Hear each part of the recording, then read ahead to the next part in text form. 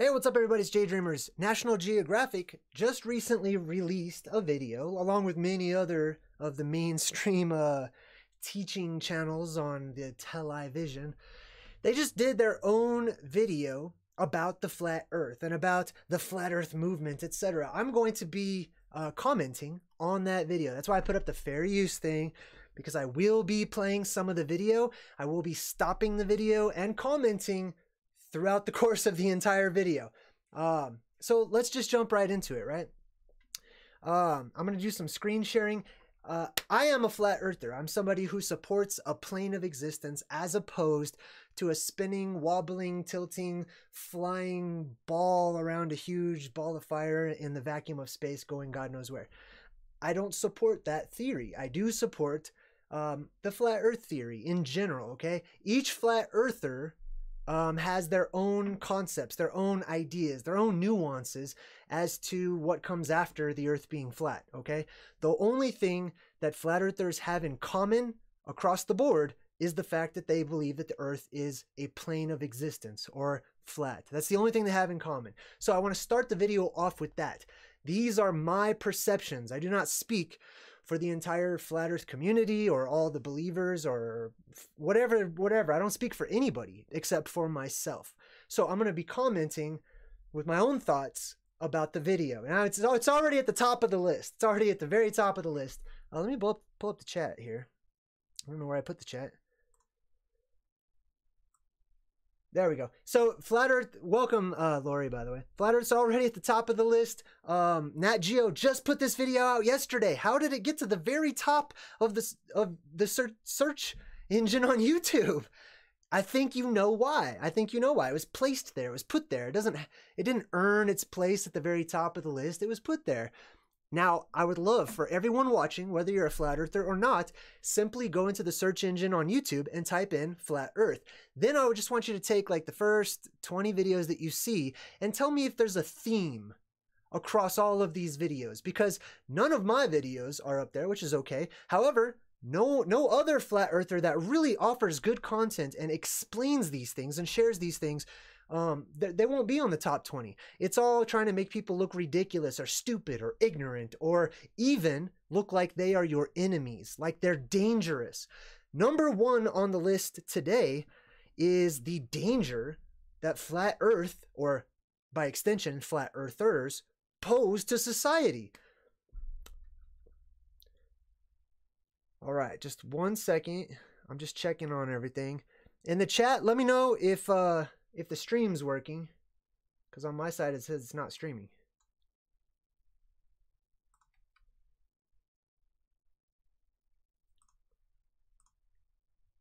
Okay, so I guess it sounds good. All right, so we'll just continue on then. If there's any problems, I trust you guys to let me know. All right, so let's go ahead and, without any further ado, I'm going to pull up some screen sharing, and we're going to, you might see this little thing up here. I'm going to explain what that is in a bit. We're going to go ahead and watch the video now. I'm going to pull up the screen sharing and we'll just check out exactly what that video says. And I'm going to be pausing it and making my own comments and maybe taking us to some other videos as well while we watch National Geographic Explore Special on the flat earth. Now, while you watch the video, keep in mind, of course, it's going to be spun the wrong way. Not the wrong way. It's going to be biased, right? This video is very, very biased. This channel, which is National Geographic, or this place. Oh, hey, thanks for the $20 donation, The Daily Plane. He says, keep up the good work. So keep in mind, this is National Geographic. They can't just go against mainstream science. I'm going to talk about science versus academia in a minute as well. But let's go ahead and just watch this video. And tell me if you guys can hear the video too. That'd be great. Thank you. You'd think that with the beautiful photographs that we have of our round blue planet. Time out. Stop. We're going to stop right there. I'm going to stop all of these people every time because I need to, okay? Because of the photographs, right? The photographs that we have of the Earth from space. Well, let's look at some of these photographs, shall we? Let's see. Do I have any pulled up? We're going to look at all this stuff. Well, you know what? Let's just do a brand new search so you guys can do it with me, right? The Earth from space photographs. All right. Now, when it's funny because when the media, when academia, when the mainstream says photos, or when they say photograph, you see, when I was a kid, a photograph was, it came instantly out of the camera, and you know, you had to shake it, it's a little Polaroid, and it showed you an accurate representation. There was nothing to add to it. There was no photoshopping things, you know, there was no changing things. So wait a minute, time out. When he says photographs, is he talking about what I knew as a photograph when I was a kid, like a real picture of something that you just snapped with the camera? Or is he talking about these? Let's look at some photographs, right? Earth from space. I mean, a lot of these you're gonna have to weed through. These are all official. I've seen these before. These are all NASA pictures. Sorry, NASA pictures of the Earth from space. As you can tell, they are not photographs. Okay, they're images. There's a huge difference between a photograph and an image. And images can be something that's just put together. Let's see, where's some really good ones I've seen? There's so many good ones. Pictures of the Earth from space. I'm looking for a couple of different ones in particular. As you can see, many of these have a lot of problems. Oh, here we go. Okay, so this is official. It's official NASA picture from NASA. Let me see. I don't know if this one's from NASA. Let's visit the website. Okay, it's from Live Science. This one's from Live Science, but it is actually a NASA image of the Earth from space. See, a blue marble, it says down here. You probably can't read it, so I'll read it for you.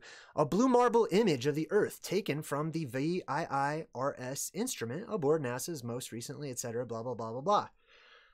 Children can look at this picture and tell you what's wrong with it. Anybody can look at this, but not anybody. I don't want to say anybody, okay? Because I honestly once saw images like this, thought it looked a little off, but never knew why. Welcome to my channel, Roger, new member. Chat with you at once we're done. I'm going to jump in the chat towards the end of the video. So anyhow, you can look right at this. What, the United States just always happens to be facing the camera, right? And why is it like 18 times bigger than the United States should be? That's half the world is the United States. Do you think that they may have painted it that way purposefully? But, you know, this is an official NASA image of the Earth from space. This is one of the photographs that he's talking about. There's all kinds on here. I won't get into the car in space. It's so ridiculous. I almost don't even want to really touch on it. But let's go ahead and listen to some more of what he has to say. Pictures of the Earth from space. Actually, you know what? I think I have a really good one. Pictures of the Earth from the moon. This is where it gets really fun, right? Because flat earther or no flat earther, none of us truth seekers believe that the moon landing ever happened the way that we're told. We know it was a studio. We know it was a television set. We know it wasn't true. But let's look at these images. This is a real image. This one's so perfect. They really try. Let me see if I can make this bigger. They really tried to sell that this is an authentic photograph from the moon.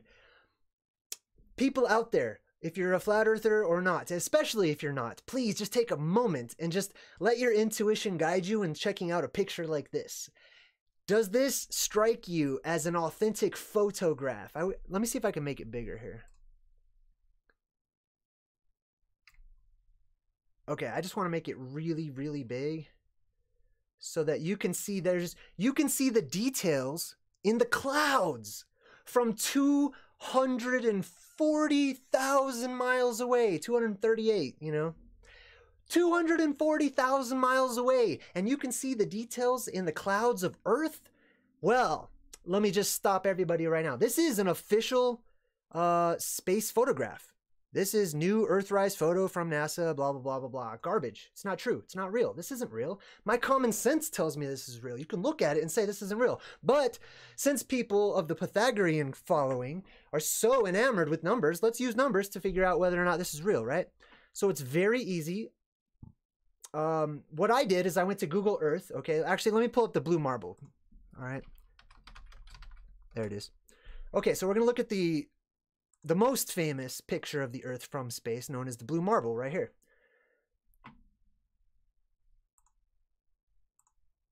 I don't know. Anyhow, so what I did is I went to Google Earth. I made Google Earth's version of the Earth exactly this size right here, pretty close to it. And on Google Earth, it tells you exactly how far away you are from the surface of the planet. It tells you exactly, right? And whenever I made it the exact same size as the images shown here, Google Earth says this is only 25,000 miles away, right? Remember the Earth from the moon? What that looked like? Let's go back a step. Let's look at the Earth from the moon, right? Wow, this is an official footage. Now, let me go back to my, let me go back to the live scene here. I want to explain to you what this little dot next to me is, okay? Some of you probably already know where I'm going with this. Okay, you see right up here? You see that little tiny circle right there? That is approximately how big the Earth should appear when one is 200,000 miles away. Not even the full 238,000 miles away, just 200,000. I just wanted to round it off, you know, round it down to make it a little easier for me to make, you know, an accurate size, to size it accurately. So what I did is I just took the blue marble image, right? And that, according to Google, is 25,000 miles away. I believe that's what it was. You can do it on your computer. It's very easy. And then you just double that. So you go twice as far away, which would be 50,000 miles. And then you double that, which would be 100,000 miles, which is exactly what I did. And this right here, that's 200,000. That's exactly on your screen right now. That is exactly how big, if not, honestly, a little smaller probably, you know, because that's only 200,000 miles away. That's the Earth right there. That's how big it should be in the other picture here. Let's go back to that. Okay, so here's the Earth from the moon. That's ridiculous. Not only does it look completely CGI, completely fake, right? I mean, use your common sense. Look at the moon. I've played video games that look more real than this, right? This is, I don't know. It's clearly false. It's not real. But let's go back to the video, okay? He's talking about all the photographs that we have of the Earth from space. We have 0 photographs of the Earth from space. As far as somebody just taking a camera, snapping a picture, taking it to the picture place and printing it out or whatever, there is no authentic picture of the Earth. Let me tell you guys something. Anytime that academia says that we have photographs or images or pictures of the Earth from space, every single one of these, by their own admission, with maybe the exception of the blue marble, every single one of these is a composite. And don't let the word composite fool you. Composite means it was pieced together, piece by piece by piece. None of that is real. This is all an artist's impression. This is all made up. Now they say, well, it's made up according to the numbers. Well, who gave you the numbers? You know, the numbers are coming from the higher ups. So this takes us into the question of how many people know and how many people does it take to really perpetuate this conspiracy, right? Because that's something she'll touch on. So let's jump back to the video. Let me just make sure everything's working in the chat. Everything's good in the chat? I'm going to jump back in a little bit, guys. Let's see. Cheers, Jay. Keep doing yo thing, says thedailyplane.com. Thanks, man. I will. All right, so let me jump back to the video here. Let's see what else they have to say. You see the necklace right there, by the way? You probably can't see it. It would convince any doubters. But there are still some who insist that the world is flat.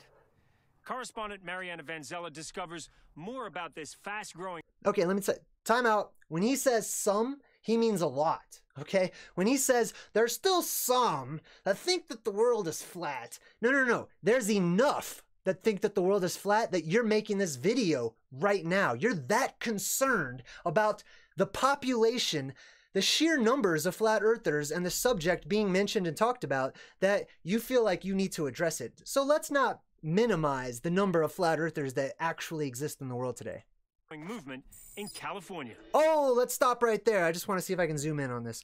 So I see everything as being symbolic, and I don't believe in chance. I don't believe in coincidence. I believe everything is done purposefully, especially when it's in the media, when it's been presented by the media. All of what the media does is specifically thought out from top to bottom. The color schemes, the fonts, the person who's speaking, the type of a voice that they carry, etc. All this is thought out, including what they're showing right now, which they just show this for a brief moment. Let's see if I can make it bigger. You see the name of the city that they're going to?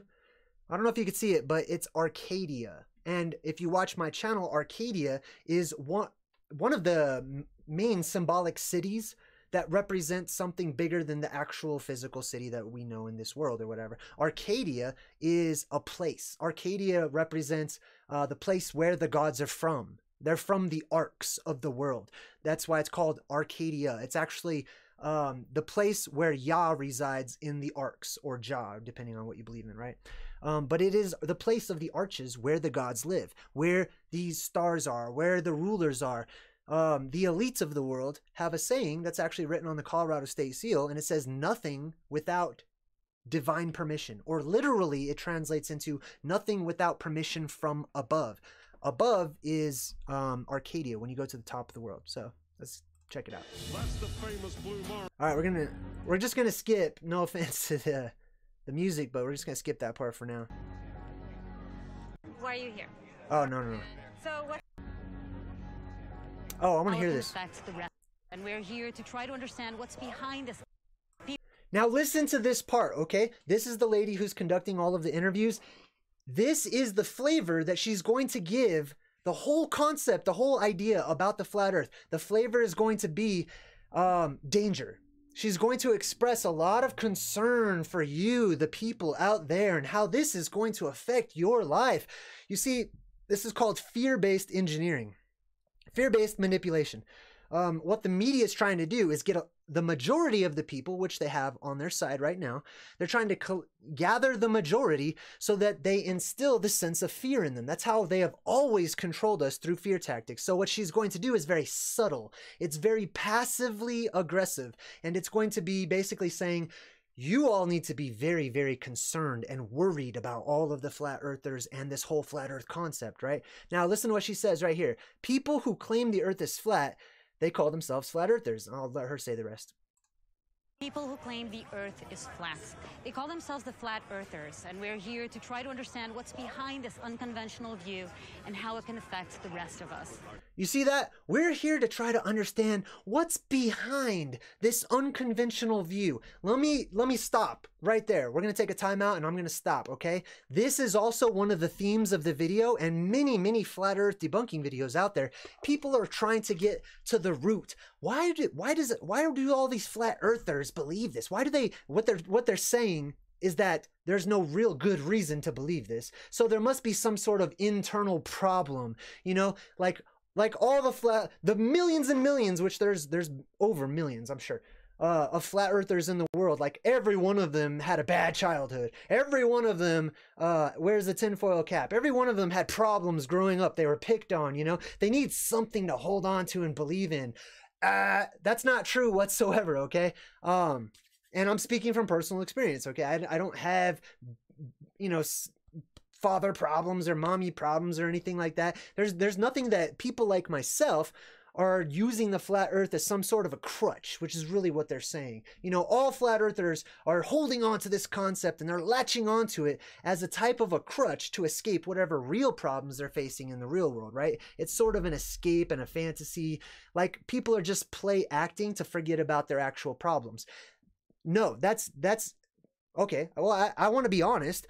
Some people might experience that, just like some people might experience that with many other thousands of subjects in the world. That does happen, you know, I'll admit it.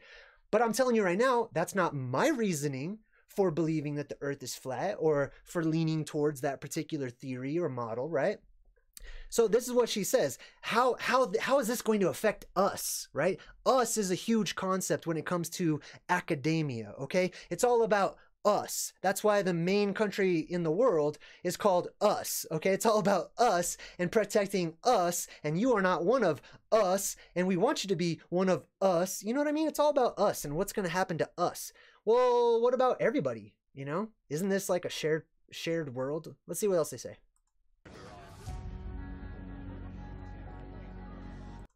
Meaning, and it matters. Why are you here? This matters to me. Flat Earth shows you that you are not a mistake, and you were created. Okay, time out real quick. Now remember, this is done by a professional editing agency. So they've edited out all of the whole conversation in order to create their very own context. The context that they're doing right now with this girl, interviewing her, the part that they included in this conversation is supporting this idea that flat earthers need something, some belief to hold on to support, you know, their religion or other ideas or problems or whatever. That's why this particular clip is being played. It's like, well, why do you believe this? Not, hey, let's talk about like why should I believe this? You know, it's why do you believe this? I just want to know what your problem is, basically. And so you have meaning and you matter to the world. You know? We're not monkeys floating through space on a ball as an accident. It's not testable, it's not measurable, it's not provable, it's not real. Right. How old are you, Ace? Just Okay, well, how old are you, right? Because that's super important. Like, how old are you? I'm sorry, how old are you? It's irrelevant. It's completely irrelevant how old this guy is, right? Let's talk about what he's actually saying. Now we're just talking about how old you are. Like, how about you listen? How about we listen to what's being said and stop trying to redirect the conversation, right? Subtly, very subtly. out of curiosity? 27. Do you think it's a growing movement? Yes. And No, time out, stop. I disagree. I disagree with my fellow flat earther over here. This flat earth theory, the flat earth that people are looking into and researching and coming to understand a little bit better as our old ways return and as our world is balanced out, or the energies are balanced out, the flat earth theory is not a movement, okay? It's still, most of the flat earthers I've ever experienced, if not all of them, including myself, have all said we believe in a motionless, like a motionless earth, basically. It's not flying. And oh, by the way, if you're not a flat earther and you've heard this ridiculous theory that we all think that the earth is a disc shooting upward through space, let me just tell you right now, I don't believe that. And every flat earth I have ever spoken with does not believe that, doesn't think that that's how you explain gravity, okay? That comes from the, what is it called? The Flat Earth Society, which is basically like an organization and a group. They don't represent all the flat earthers on the earth whatsoever. They're just a little group that started a little group or whatever. They might believe that. No, none of my friends, no flat earther that I've ever talked to believes that the earth is moving, okay? So the movement is yours. Okay, the ball belief is a movement. It's your movement. You're all moving. You're spinning and wobbling and rotating and tilting and flying and shooting off through space, unknown space, probably on a collision course with something inevitably. So ours isn't the movement. The ball earth is the movement, quite literally. we're networking, we're getting stronger, people are realizing it, it's coming out in the media, you're hearing the term flat earth is becoming more normal, people are more open-minded to it. He's not wrong. A recent survey of Americans found that 2% believe the earth is flat.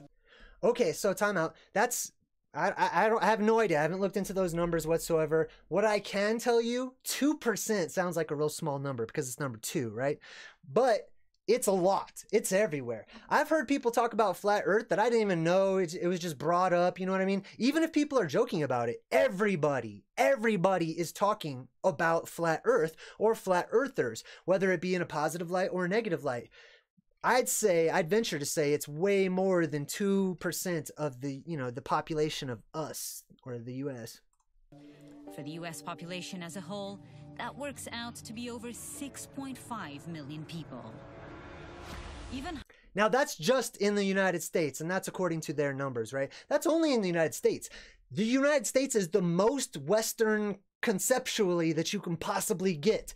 Flat Earth is an old world idea. It's an old, and I don't say old world, I say old world with respect and honor, okay? I honor the old ways and the ways that my ancestors looked at life, and our cosmology and energy manipulation and the deeper understanding of the universe, the innerverse, and our world. You know what I mean?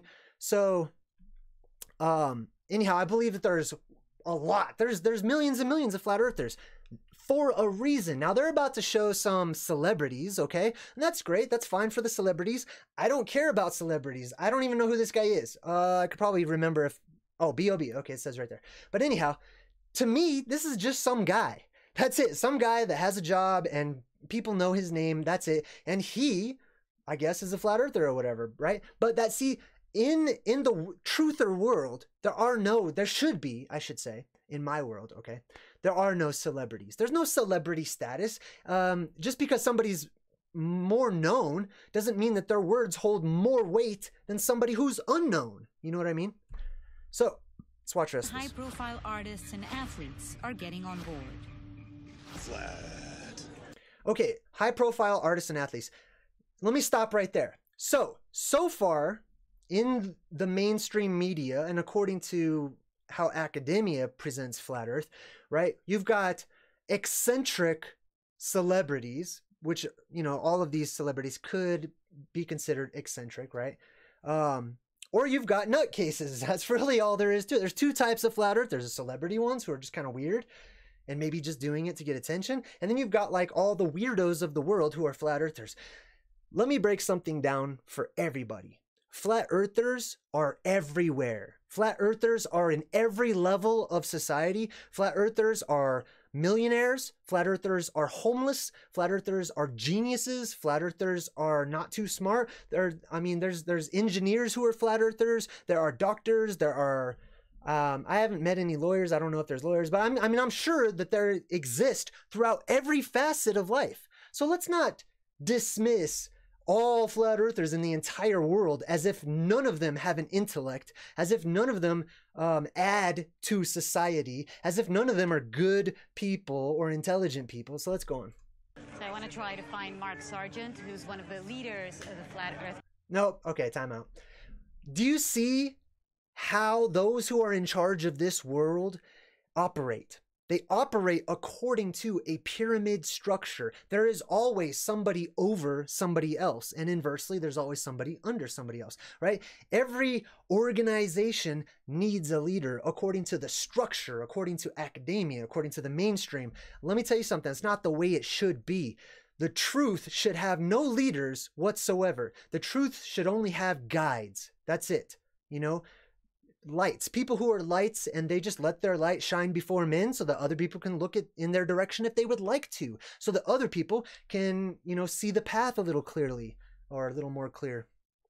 But yeah, Mark Sargent, although I respect him for talking about the flat earth, he's just a guy, just like B.O.B. or any of those other celebrities. They're just people, okay? And I don't report to Mark Sargent. I don't have a leader. I have no presidents. I have no kings. I didn't vote for anybody, okay? It's just me, all by myself, doing my own YouTube channel, sharing my own thoughts and my path with everybody, okay? So this is the mainstream trying to force their mentality upon those of us who are seeking alternatively, right? Alternative to the pyramid structure means we don't have leaders. We don't have, anybody who's in charge of the flat earth movement. And I believe I've heard Mark Sargent and other people say the exact same things. You see, these people want an enemy. These people, this is what is natural for the mainstream populace of the world. This is what we have all of us, at some point in our lives, this is what we have been conditioned to believe. And this is a worldview that has been impressed upon us so that we adopt it no matter where we go from there. And what I'm talking about is violence. What I'm talking about is opposition. You know, they figure, well, these people don't believe in what we believe in.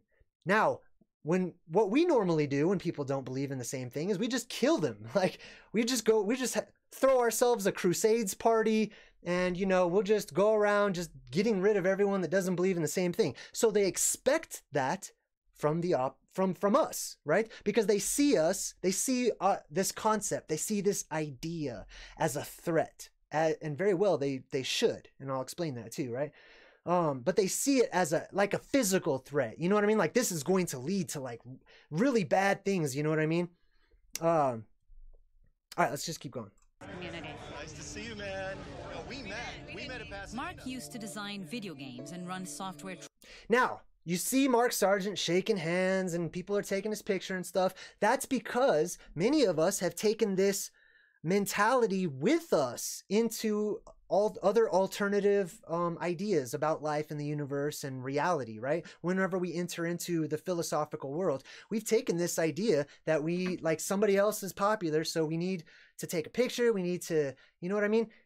Sometimes what it boils down to is just, wow, I really respect that person, you know? And this is just what we're used to. This is how we know how to show our appreciation for other people, you know?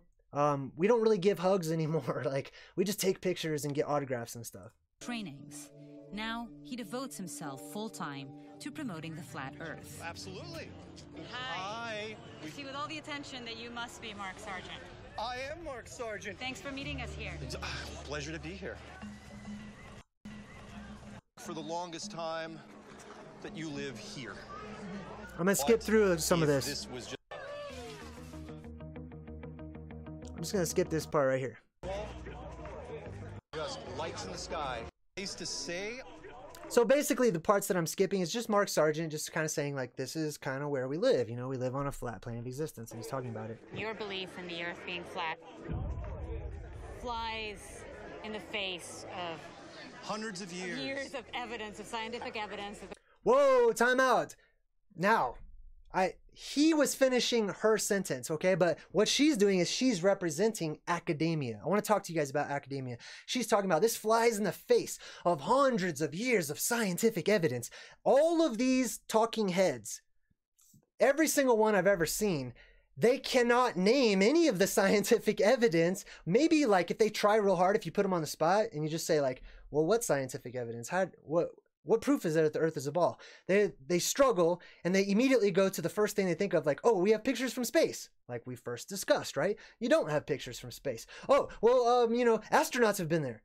Okay, well, have you been there? Because that's not a whole lot of people, you know? Anyhow, she's talking about flying in the face of hundreds of scientific evidence, okay? I'm going to let it play just a little bit more, but I'm going to talk about science versus academia in just a minute. It's very important. The world is round. Not only that. Okay, she said the world is round. You're going to hear this on every YouTube video of when people are talking against the flat Earth model. They're going to say, the Earth is round. The Earth is round. Guess what? In general, we agree with you. The Earth is round. It's absolutely round. Like, that's the shape of the flat Earth map, you know, or model or whatever that's currently being used by most people. Yeah, it's round. We agree. I would appreciate it if academia would start using precision of language, you know? Instead of saying the Earth is round, why don't you come out and say the Earth is spherical or a ball? Or, I mean, at least Neil deGrasse Tyson has the balls to say, oh, I think the Earth is the shape of a pear. You know, that's very specific. I totally disagree, but... We have satellite imagery. All right, we're going to do another timeout. We're going to do a timeout on satellite imagery, okay? I'd like to show you some images of the Earth from space. There's a video called A Funny Thing Happened on the Way to the Moon. This is from my channel, okay? So I can go ahead and play this. Let's take a look at it. Let me tell you what you're looking at in case you've never heard this. Please go ahead and Google or type in A Funny Thing Happened on the Way to the Moon. This video right here is video footage of the Apollo, I believe it was Apollo astronauts, allegedly on their way to the moon, but this was a portion of the video that had been left out of the public eye, right? Let's take a look at what's going on here. Now, if you just look at this, you would think, oh, that's the Earth from space, right? The astronauts always take pictures of the Earth from space. That's exactly what they're trying to make it look like, okay? Now check this out. This is a segment that they believed wasn't even being recorded, much less suitable for broadcast, for the lens was being zoomed out and the scene was being changed to that of an interior of the astronauts at work, and apparently the stop button popped back up on the recorder without notice. Okay, so let me translate that into layman's terms, okay? Basically what you have is you have the astronauts who were supposed to be like halfway to the moon or something, you know, 100,000 miles away or whatever, and they're inside of a really dark place, supposedly their spaceship, okay? And what they're doing is they're putting the camera way back on the other side of the spaceship, or, you know, space shuttle, whatever the hell it is, and that little ball of light right there, that's not the Earth in its entirety. That's the window of the spaceship. They've darkened everything else. Do you see over here? You see this little light right there? That's not some huge sun or something out in space. That's from the camcorder. That's a light from one of the camcorders that they're using to fake the Earth from space. This is, anybody can watch this video footage.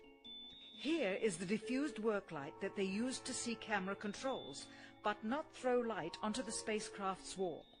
They're trying to say this Here is they the remove Earth. part of the crescent insert. Oh, well now it's gone. Okay, now let me explain what's happening here. The actronauts, okay, because they're not astro anything, they're the actronauts. What they're doing is they're faking images of the Earth from space. They're trying to convince you, the public, right? John Q. Public, who got all their information from the television, because they didn't have the internet back then. They're trying to show you, look, we're almost to the moon. Look at the Earth, how far away it is. You can just watch the video. This is fake. It was faked by the astronaut. The video is right here proving it. So they're taking cardboard or something and they're putting it in front of the window. I'm sorry. They're taking cardboard or something and they're putting it like in front of the window to create like a Terminator line on what they are trying to call the Earth, right? They're totally being manipulated. Location of the camera and the very bright and near Earth out the window. Hey, thanks, Roger. Here is the slate for the 19th of July. Oh, I don't know what... Okay, I guess I stopped it right there. But anyhow, let's cancel that video. Let's see. Let me get back to that. So, she's talking about, oh, satellite imagery, this and that. Well, guess what? That was supposed... Forget satellites. Let's go to the source. This is footage with the astronauts' voices right there on location in the studio faking space. Like, this video is the smoking gun. I mean, there's like a billion smoking guns. Just totally proving that the moon landing was a hoax. But this is like, they're faking it and they're showing it. You can hear the astronauts' voices. They're talking right along. At one point, they didn't realize that they were being recorded. So they were like, you know, they started kind of changing their tune once they realized that they were being recorded. And this video was leaked to the public. All right, let's watch the rest of that other one. If I can find it.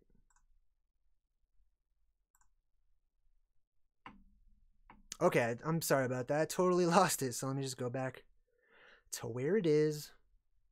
We'll pull it right back up.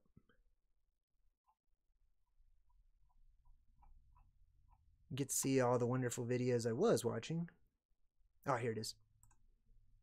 You'd think that with... All right, we're going to skip forward to where we were here. The last conspiracy anyone ever looks at. Okay, check this out now. Listen to what she says. And his fellow flat earthers seem to be pretty convinced that the Earth is flat and that we've all been lied to for all these years. But I'm interested in knowing what kind of impact this might have, not only for science, but for society at large. I'm interested in knowing what kind of... you see this? She's totally pretending to be like, you know, just kind of like in the middle, like, oh, well, we heard what the flat earthers have to say, even though I totally spun that as something you should be really worried about. So let's go talk to somebody else, right? It's very much her trying to spin, and not just her, you know, she's just a pawn. She's just reading a script. But it's the powers that be trying to get you to think this is all suspect. This is all very dangerous. Danger is the key thing. They're building up tension for the huge release here in just a minute, whenever they basically say that we, flat earthers, are all a danger to society. So we're heading to meet with an astrophysicist that we hope... Oh, an astrophysicist. Do you see the emphasis on that, right? Now, we talked to the flat earthers. Now we're going to talk to an astrophysicist. Well, guess what? I mean, she's saying that like he's the authority on the subject or something. Well, yes, in academia, he would be one of the authorities on the subject. However, I'm not a part of academia, okay? And I'm going to explain academia and science in just 2 seconds, right? But basically, she's going to go talk to somebody who believes in the concept of space as it's been presented to us. He believes that the Earth is a ball, etc. And so what do you think you're going to get from him saying that? By the way, in the background is a nice line going across the horizon right there. Answer some of these questions. The universe began about 14 billion years ago. No, Really? Well, there you go. There you have it, right? We can barely figure out what's at the bottom of the ocean. We don't even know what's in space or whatever they call space. We can barely figure out our own timeline as far as what the Earth was like, right? Once you get past Mesopotamia, the cradle of civilization, Babylon, all that, instead of speaking on things specifically, they start teaching timelines in increments of millions, right? Because they don't know what happened. They go back in time and they basically have made this all up. There was nothing at all, and then all of a sudden nothing exploded and turned into dust and space debris, etc. I'm going to talk about the formation of stars in a minute too. An event that we call the Big Bang. No. That's an event, yes, that they call the Big Bang. I don't call it that because I don't believe in the Big Bang. James Bullock is a professor of physics and astronomy at the University of California, Irvine. He specializes in how Okay, time out. That's a lot of real pompous language. So let me break down the language, okay? He's a professor.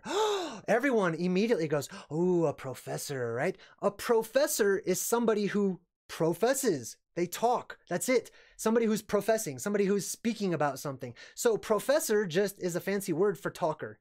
Every single YouTuber on YouTube, regardless of who they are or what they talk about, is technically a professor, okay? But he specializes in talking about made-up stuff. Galaxies form. Did you ever think a few years ago that you'd be having this discussion for National Geographic? It's frankly shocking. We've known for Now, I'm going to do a quick timeout here. This is also the same thing that flat earthers talk about, okay? They get together, well, I have. I want to try to take ownership of my own experiences. I have experienced this. I sit down with other flat earthers, and I'm like, did you ever think that you'd be studying, looking into this stuff, 10 years ago? Because the clear answer is no, absolutely not. We have grown. We have evolved. We've moved forward. We've... we're just growing. We're growing in our concept. We're not stagnant. We're not stuck on one idea or one thing or whatever. We're open-minded. And that's something that we do talk about. 2,000 years, based on observations you can make with your own eyes. Whoa, let's go back. We've known for 2,000 years. Whoa, no, stop. I got to stop this guy. We haven't known anything for 2,000 years, okay? I've only been alive for 38 years on this world, like in this lifetime, okay? We collectively have not known that the Earth, this is full of so many falsities, it's ridiculous. We collectively, the population, the majority of the population of the world, have not known that the Earth was a ball for the past 2,000 years. I would challenge that on every point.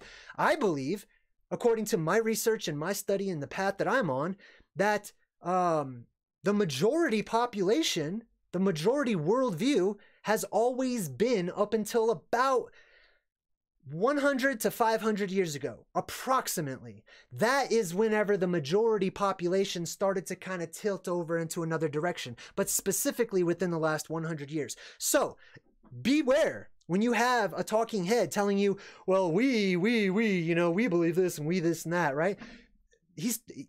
A person can only speak for themselves, right? And I'm gonna tell you that this guy is not correct, right? Saying we have believed, because he's including everybody in that we, okay? So anyways, going back 2,000 years, I want to let him finish and then I'm just going to jump back in. Based on observations you can make with your own eyes, that the world is round. Oh, the world is round. I agree with you. You're right. The world is round. Let's use precision of language, professors, right? The world, according to your belief system, is a ball, right? Which it has been called this. People have been worshiping Baal for thousands of years. Technically, it's pronounced Baal, right? Baal. It's the Baal Earth. And who's the Lord of the Baal Earth? Baal, which is one of the bad guys basically in the Bible. Lord Baal, Baal, whatever you want to call him. But let me rewind this. He's saying a lot of stuff here I really want to point out, because sometimes it's the subtleties. People who are experts in these things, which I call spellcraft. I call this magic, okay? That's what I'm doing right now. I'm using magic to talk to you. Everybody does that. Anytime you talk, you're casting a spell. So be careful when people cram in a whole bunch of subtleties in order to have you read between the lines, because we will read between those lines subconsciously. So let's see what he's really saying. Let's take it all in here. Did you ever think a few years ago that you'd be having this discussion for National Geographic. It's frankly shocking. We've known for 2,000 years, based on observations you can make with your own eyes, that the world is round. Okay, so we have known, all right, let's get rid of the word we, okay? It's not we. It's not even the majority of the population of the world. It's not even the majority of the population of most of the countries in the world, okay? The majority vote was for a flat earth cosmology. It always has been, okay? For the past 2,000 years, we've known this, okay? Well, I challenge somebody to bring up some, something from the Dark Ages, right? Let's travel back in time and ask the people of the Dark Ages. Oh, well, that's all the people in Dark Ages were all stupid and they weren't educated. No, we're stupid. We're not educated. And I don't mean that as an offense to anybody. I'm just saying, like, compared to going back in time where people learned like many different languages, people were taught the mysteries of the universe and stuff from an early and young age, we're kind of the ones who are in the dark. But anyhow, he's saying, we've known this because of observations that you can make with your own eyes. This is another one of those things that I've never seen people really come out and say, for example, you can do this. You know why they don't list examples? Because those examples are easily debunked. They're easily broken down. There are alternative explanations for, for example, somebody, Aristophanes. I'll use Aristophanes, okay? Usually, from my experience, I believe that when people are saying, oh, for the last 2,000 or so years or whatever, they're talking about a long time ago, there was a guy named Aristophanes who basically, according to, which story you read, he put two sticks in the ground at different lengths and they cast shadows. It was a very poor man's kind of, experiment. And let me read something to you, actually. I have something about that particular test up here. Let's see here. The gymnasium, we're gonna talk about that. Now, where did it go? Well, I don't know. I'll get to it in a bit. Okay, let's listen to the rest of it. Oh, actually, I just want to say this, okay? These people, academia in general, not specifically this guy or anything, right? But academia in general, typically, according to what I have heard, where did it go? Did I lose it? I totally lost like the video again. Oh, there it is. Okay. So anyways, they will say things like, we've known the earth is round since the ancient Greeks. Great. Great. You know what? I actually looked up how many of the ancient Greeks, and I like how they say ancient, as if it's supposed to mean that they're wise, as if all of the Greeks of their time were just geniuses and, we need to herald their wisdom, etc. Okay, well, let's be fair then. If we're going to stand on the shoulders of the ancient Greeks and say that because a small cult, a small following, listened to a particular person give his idea, his theory that we live on a spinning, wobbling, tilting, flying ball through nothingness, right? That does not mean that all of ancient Greece, period, believed that. It just means that that one person did. And that one person, he taught his followers or whatever. You know what I mean? That's like jumping on YouTube, seeing my videos come up and just judging this entire period of history based on what you saw me say, and you can go back in time 100 years from now. You could look back at this video and say, look, everyone at the time was a flat earther. I saw this, we have documentation of a guy talking about it. That's not entirely true. I don't believe that all of ancient Greece they were all just convinced by Plato's or Aristophanes or anything. I believe that the common acceptance was that we live on a plane of existence. And as a matter of fact, for thousands of years, anybody who challenged that idea was held so strongly by the population. It was common knowledge, okay, to the point of that's the way that it is. Anybody who spoke against that cosmology typically had their houses set on fire or their lives taken away from them. So don't pretend like we have known for the last 2,000 years, basically, that the earth, like right before Jesus died, like he whispered into someone's ear, like, the earth is a ball, pass it on, Give me a break, man. We have not known that the earth is a ball. If you're talking about the majority of the populations, then I would give you maybe 500 years maximum, but realistically since the inception of NASA. But they have all the evidence right in front of them and they still choose not to believe in it. No. Time out. Precision of language. We don't have all of the evidence right in front of us that supports the ball or whatnot. We have all of your evidence, the evidence that you have chosen to, you know, put forth or whatnot. We also have all of our evidence that supports our worldview or whatnot, okay? You know, who knows what motivates people from the inside to believe these things? Oh, there it is. That's really what it's about. I have some sort of a deep-seated problem. That must be why we're all flat earthers, right? You know, we all must have just been abused and raped and taken advantage of our entire lives. So we need something to believe in. We need something to hold on to. Now, let me rewind that. I want to play what he just said one more time. But they have all the evidence right in front of them and they still choose not to believe in it. No, it's not that we have all of the evidence and then we just go, I don't want to believe it. You know, it's not as simple as that. Like I said, we have more evidence that is weightier than what you're giving to us, okay? So in reality, we do have all of the evidence because we've got our side and your side. Every single flat earther I've ever known, including myself, we went through the school system. We learned all of your evidence. We learned all of your propaganda and your teachings and your belief systems and your worldviews. We have even more evidence that we independently, each on his own, have added to that to get a bigger picture, you know? So it's really, if anyone's lacking evidence, it's academia. You know, who knows what motivates people from the inside to believe these things? Do you see that? Who knows? I mean, this is what academia does. Sometimes they will allow your creative mind to go on to overdrive because they keep your creative mind locked away, right? They keep it locked away. They don't allow you to really, you know, fantasize or be creative or use your creative side or anything, except for when they want you to go ahead and fill in the blanks, right? Like, I don't know, like, you know, when they add millions of years to something, that's up to you now to go ahead and see in your mind how that could be possible. So now he's saying, who knows why people believe these things? I want to play the rest of this. I'm sorry. These things, but science is important. Science is valuable. Science saves lives. It makes our lives better and more comfortable. And it enriches us intellectually. And to question what scientists are saying and suggest that they're part of some massive international global conspiracy, it's really scary. Oh, it's really scary, right? Do you see the underlying theme starting to bubble up to the surface? You should be scared. You should be afraid, right? But I want to talk about science versus academia real quick, okay? Let me go ahead and pull up. Let's see. I've got it up here somewhere. Oh, gymnasium. Okay, well, let's go backwards from gymnasium. Academy. Let's look up the word academy.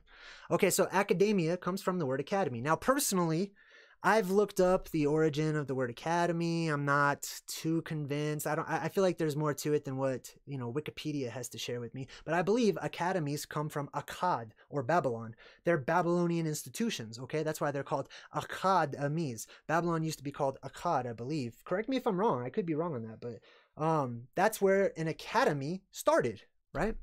So let's look at Wiktionary. I don't know what that is. Let's just look at Wiktionary real quick. It just happened to be right there. Okay, belonging to the school of philosophy of Plato. Now, Plato is one of those ancient Greeks, you know, like you just imagine the Greeks are just so much smarter than everybody else.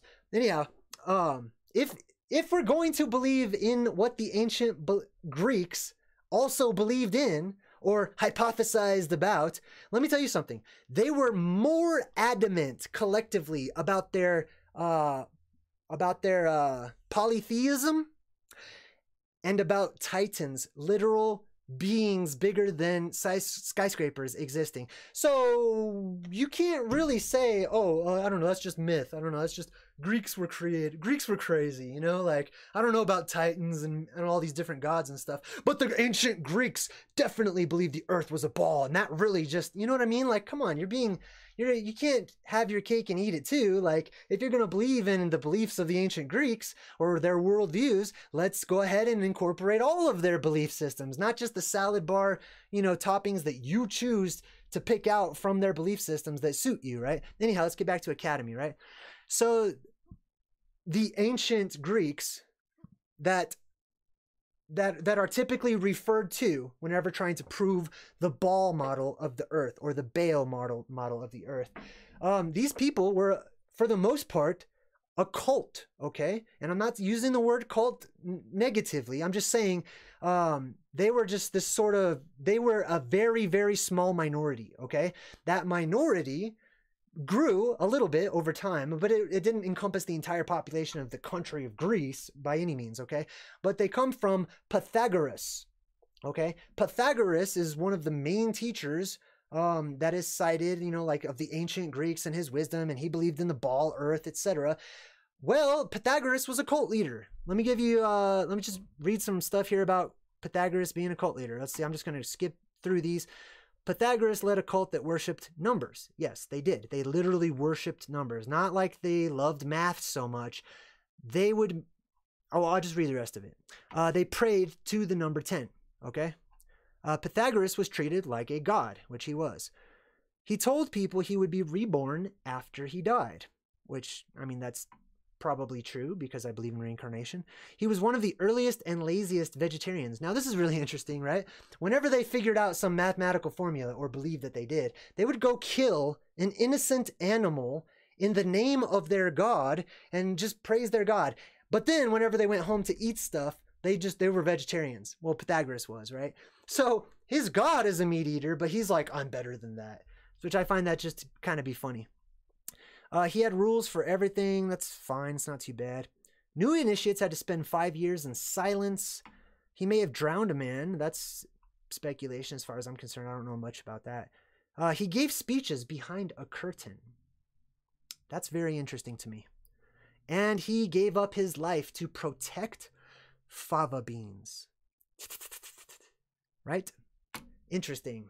Very interesting about this Pythagoras guy. He's a little suspect in my eyes. I'm not judging, but I'm just saying, I don't know, it sounds a little weird, right? Cult leader, his name, Pythagoras, comes from Pythios or Python, which means serpent or snake, right? And then Agoras, which means gathering. So his name literally means a gathering of snakes. Or, I don't know, some people would call that a brood of vipers. This is the leader of your belief systems, you know, like the people who hold to this ball idea. This is where a lot of this comes from. Let's go ahead and get rid of this. Where is that? Let's see here. Oh, let's get rid of, oh, here's some of those pictures of the Earth from space or whatnot. Look at this one. I just want to show this. This is all so ridiculous. So here's the moon. Do you remember how big, let me go back. Look at how big the Earth is. This is an official NASA like video, okay? Look how gigantic, dude. Okay, I'm going to calm down. Let's put on our reasoning caps, okay? Or my dunce cap, if you will, my wizard's cap, okay? Whatever took this picture was further away than 238,000 miles. Whatever took this picture was really, really far away on the other side of the moon facing the Earth. Look how big the Earth is in comparison to the moon. The moon is said to be approximately 4 or 5 times smaller than the Earth. Great. However, there's a huge perspective problem. Remember when I was telling you how big the Earth should look? Let's go ahead and go back to my little live stream.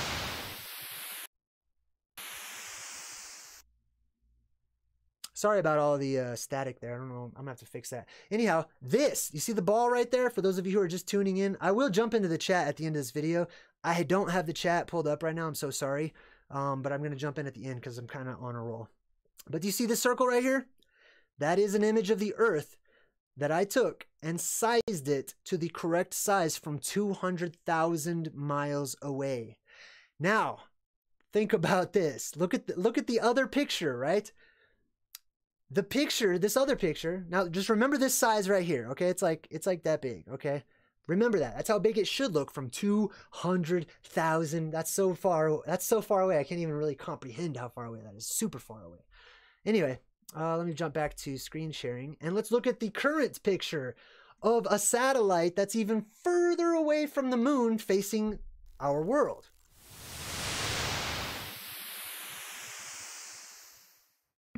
Okay. Do you see a difference? Do you see a difference? Like, that's gigantic. That's off. That's wrong. I mean, mathematics, you use whatever part of science, any type of scientific discipline, and you're just going to come up with that Earth should not be that big from that far away. When you turn it around and you look at it, it's on the other side of the moon. That's ridiculously large. That's not accurate. That's a lie. That's a falsity. That's not true. You know what I mean? Anyway, I just want to share that with you guys.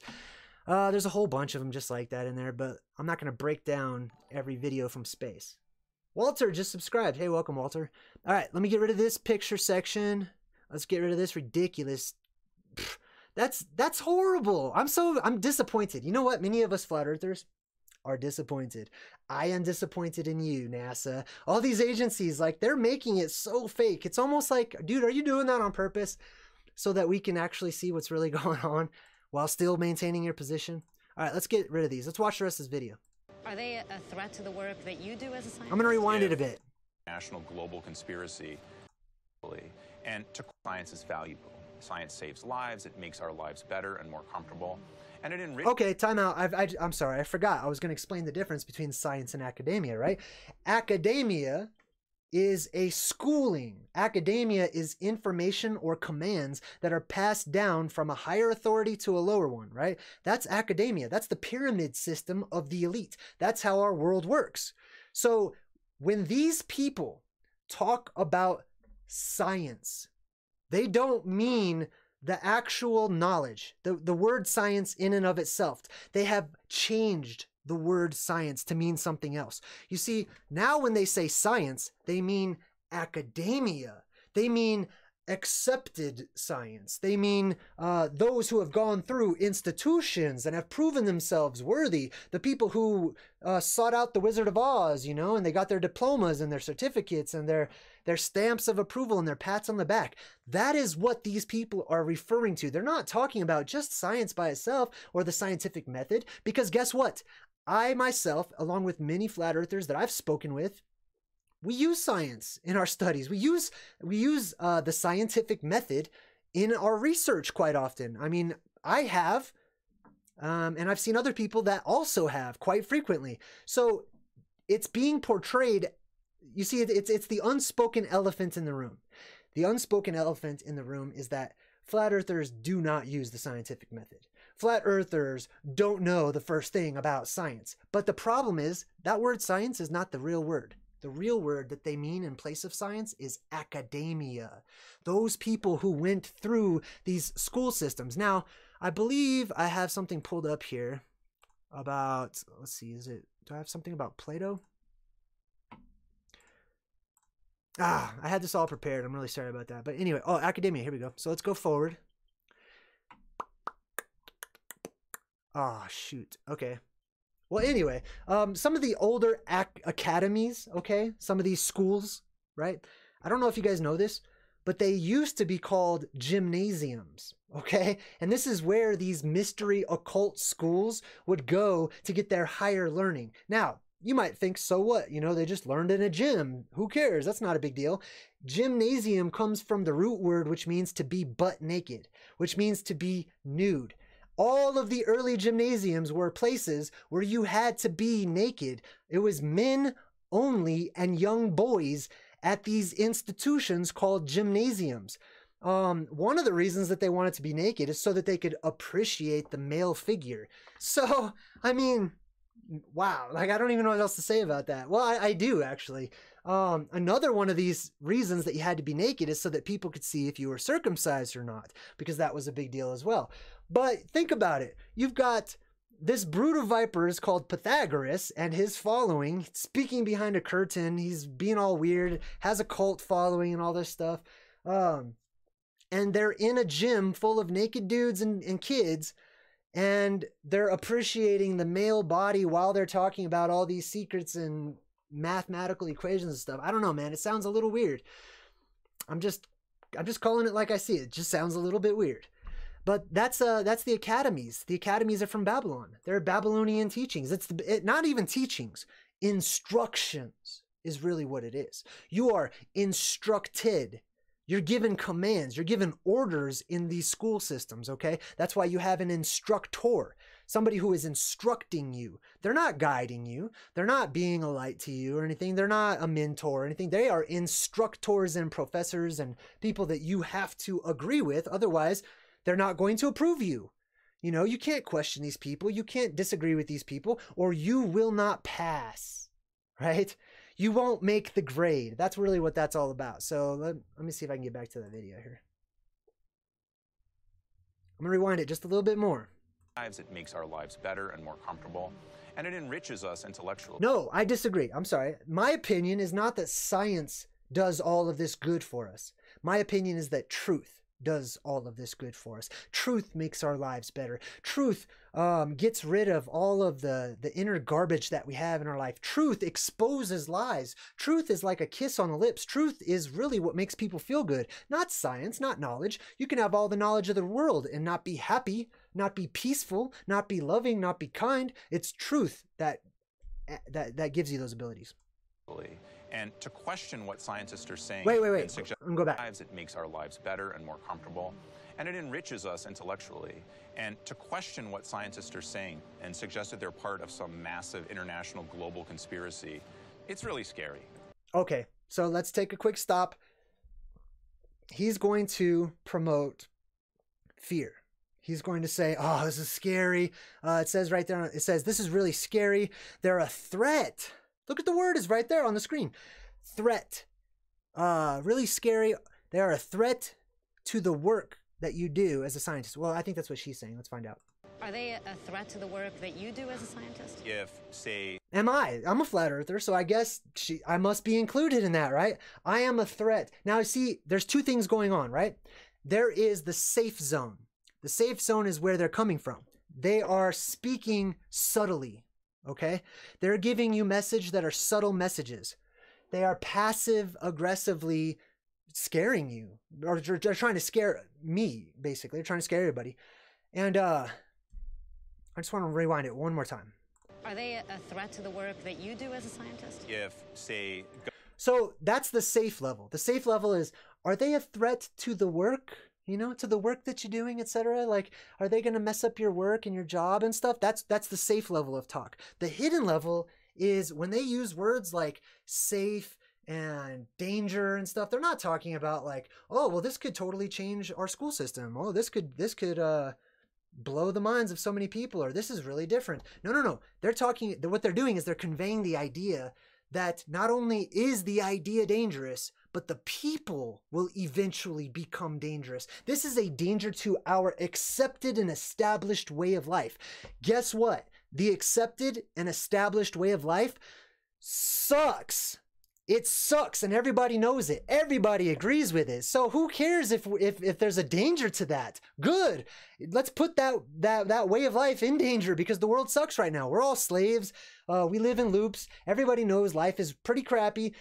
I'm just speaking in general. Like, there are wonderful parts of life, okay? And we can experience beauty and love and all of that. But I'm just saying in general, the world in general is kind of a crappy place. And everybody knows this. You don't have to be a conspiracy theorist or an alternative thinker to know that the world is really messed up and it's the system that is messing it up, right?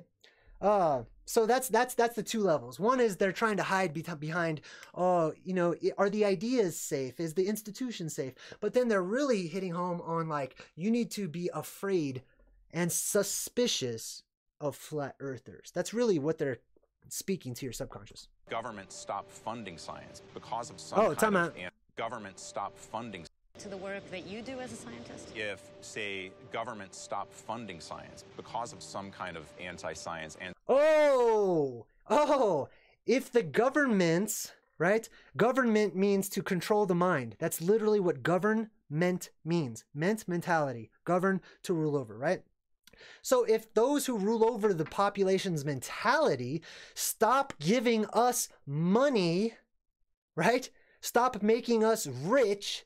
And that's the reason why they hold on to their belief systems. That's the reason why they're concerned about their images and, you know, whose side they're on and stuff. They are being funded.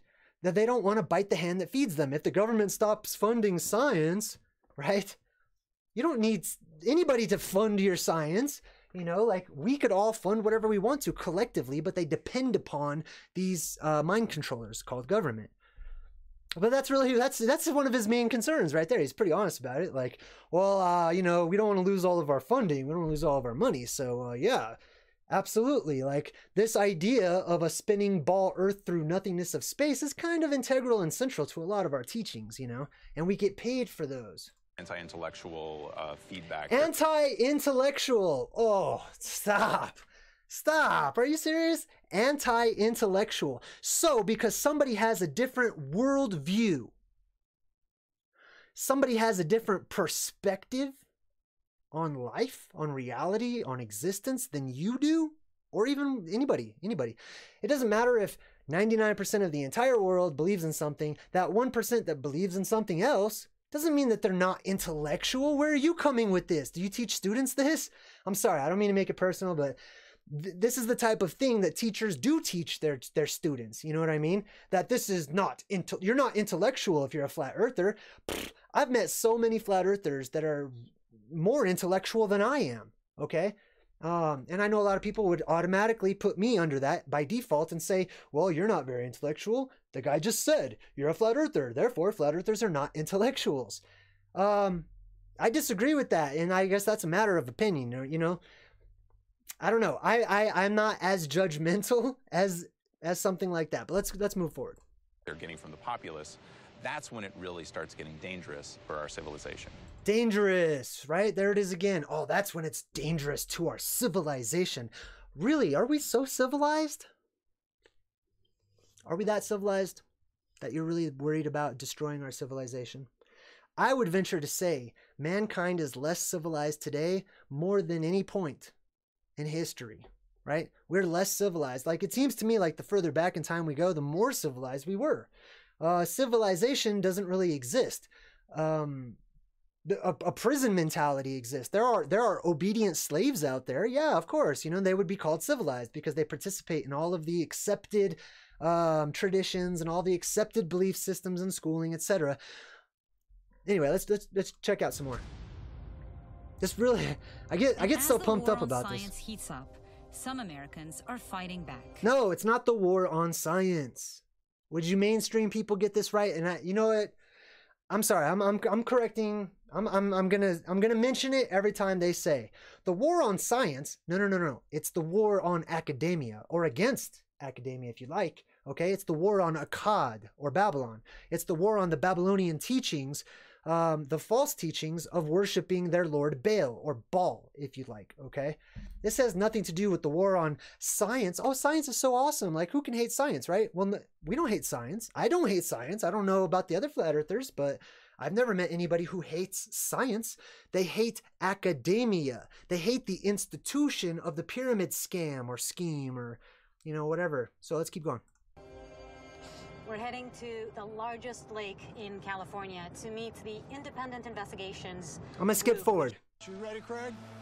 Okay, so let me explain what's happening here so we don't have to watch the whole video. Basically, these people are going to go do an experiment, which I applaud them for. I'm glad that they're doing an experiment. Not a lot of people are actually doing experiments to prove the globe model, so I like to see people doing this.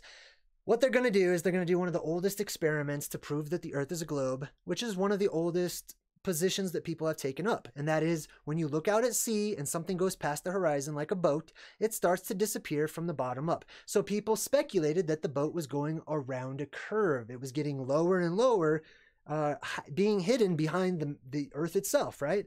And so they're going to do an experiment very much similar to this. Now, I'm just going to stop and say I'm not going to debunk it, okay, because I haven't studied it enough to know all of what's involved and why this experiment has a lot of problems in it to prove the ball Earth theory. But there are a lot of good channels out there, and I wish you the best of luck to just look up the information, okay? It's hard. It's really hard to find good flat Earth channels who will actually give you the information about it. Unless, I don't know, I would recommend looking for like recent posts. You know, you can use the filter on YouTube to try to find less popular videos where people are actually explaining how stuff like this absolutely works on a flat Earth. James, how are you? Okay, so what's happening here right now? Okay, this is the boat-based target. It's horizontal stripe. It He's gets just- farther and farther out. He's just going to say they're going to send this flag thing out to sea, and they're going to watch as the horizontal stripes disappear from the bottom to the top. And they're saying on the lake that it's because the boat's going over the curvature, right? which I don't believe that. I've seen videos. I don't know why this is even still believed by people. There's videos, and I've done it myself, where you zoom on an object that has disappeared over the horizon, over the curvature of the Earth. No camera in the world should be able to bring that object back into focus if something is blocking your view of it, okay? Especially the Earth itself, okay? And no, cameras don't have special abilities to zoom in and go around the curvature of the Earth. It has nothing to do with light bending or anything. It's very simple, okay?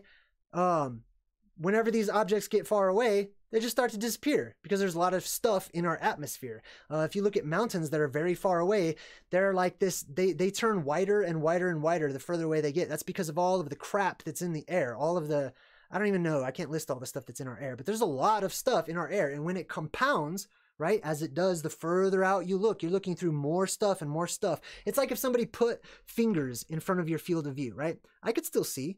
But if I put more fingers in front of my field of view and then more, eventually I wouldn't be able to see anything. The same thing works, okay? There's a lot of stuff that explains it. I don't want to get into it, but let's watch the rest of the video. It doesn't mean I couldn't explain it if I wanted to. It's just, I'd rather just continue commenting on the video, which is what I'm doing, commenting on the video. So hopefully everything goes well with that. You'll start to lose the stripes. One way that Aristotle proved 2,000 years ago that the Earth is a sphere was with a boat test, very similar to this one. As a boat approaches the horizon, it appears to slowly dip. Yeah. Visual depiction. I've seen all this. I appreciate a scientific group coming out and trying to do this test. Visible, but about 1.5 stripes. Okay, so basically they're just going to say, look, you know, the stripes were disappearing, so that proves that the Earth is a ball, which is baloney. Actually real. You think it's because of heat? Absolutely heat. Is anyone here? See, now what they're doing, okay, is National Geographic, or, you know, they were recording this test that was being done by whoever, I don't know who was doing it, and they're like, oh, well, there you go, like, it disappeared just like we said it would, right? But they didn't ask the flat earthers, like, hey, do you think this is going to disappear? And if you do, why? How do you explain this? They have cut and edited this video so that they show, oh, the experiment was a success, and then they cut to the flat earthers going like that. You know what I mean? Like, that's all edited and chopped up. I bet you if you sat down, I don't know, but I'm going to speculate. If you sat down with Mark Sargent or, you know, a few of these actual flat earthers that were there, and you say, do you think that this experiment will show that the lines will disappear from the bottom up? I'll bet you I would have said, yeah, absolutely. Of course they're going to disappear from the bottom up because that's how the light works when it's out over the ocean. But they don't do that. They zoom in on the flat earthers looking, you know, a little clueless. And God knows whenever that, when they were like actually filming. Flat Earth believe it's a globe. Okay, so we're going to move a little forward. Believe we are not. Change anything for you? Lord. Raise of hands. This is the end of the video. I want to listen to this part. It doesn't change anything for you. Lord, no. Mark, do you really believe this stuff? Now, for me, that sounds a little condescending, okay? But it's okay. I understand. She doesn't believe it, but she's coming from the position, do you really believe this? I mean, come on. You're a grown man. Do you really believe this, you know? That is not done because she's being genuine with Mark Sargent. That's being done for your benefit. That's being done for the audience. They're starting to get all hyped up. They want the audience to go, you know, they're building on the emotions. That's why she's saying it like that. Tell me the truth. I'm serious. I absolutely 100% believe we are not on a globe. We are part of a giant studio set. All the world's a stage, and you're on it. I still don't understand, though. Like, who's gaining from all this, from this large conspiracy? Okay, let's talk about that question, okay? She asked a good question. I mean, everybody asked that question. I don't understand. Who's to gain? What's the reasoning behind this all this stuff? I'm so sorry. I get very in character when I do that, but let's think about this logically.